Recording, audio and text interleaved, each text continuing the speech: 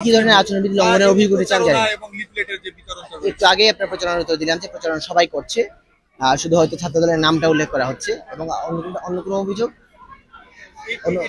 না। এটা সবাই করছে, স্বতন্ত্র থেকে শুরু করে ব্যক্তি পর্যায় থেকে শুরু করে ম্যাডামের সামনে কিন্তু তারা করছে, স্বতন্ত্র ম্যাডামের সামনে কিন্তু প্রচারণা করছে। এবং কারণ সবাই মনে করছে আমরা সবচেয়ে শক্তিশালী প্রার্থীরা আমাদের প্যানেলেই আছে, আমাদেরকে তাদেরকে মোকাবেলা করতে হবে। সুতরাং তাদের কাছে জনপ্রিয়তায় আমাদেরকে হারানোর কোনো সুযোগ না থাকায় তারা আমাদের বিরুদ্ধে প্রচারণার কথা বলে আমাদেরকে হারানোর জন্য কিছুটা তাদের পালে হাওয়া লাগানোর চেষ্টা করছে।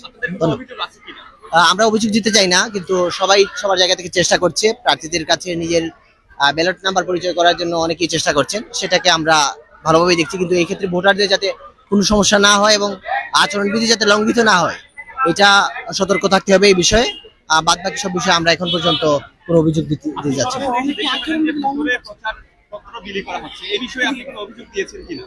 আমরা বিশ্ববিদ্যালয় প্রশাসনকে, আমি এখন মাত্র এই কেন্দ্রে এসেছি, এর আগেও আমি 2টা কেন্দ্রে ছিলাম, আমি 2 কেন্দ্রেই দায়িত্বপ্রাপ্ত কর্মকর্তাকে জানিয়ে এসেছি যে নির্দিষ্ট এলাকার বাইরে যেন নির্বাচনী যে প্রচার বা ব্যালট নাম্বার দেওয়ার যে কাজটা আছে সেটা যেন নির্দিষ্ট এলাকার বাইরে করা হয়। ধন্যবাদ। আমরা আগেই বলেছি আমরা জিতলেও জিতে যাব, হারলেও জিতে যাব, সুতরাং যে ফলাফলই আসুক আমরা আমাদের কাজ চালিয়ে যাবো, শিক্ষার্থীদের পক্ষে আমরা কথা বলে যাবো। ধন্যবাদ আপনার।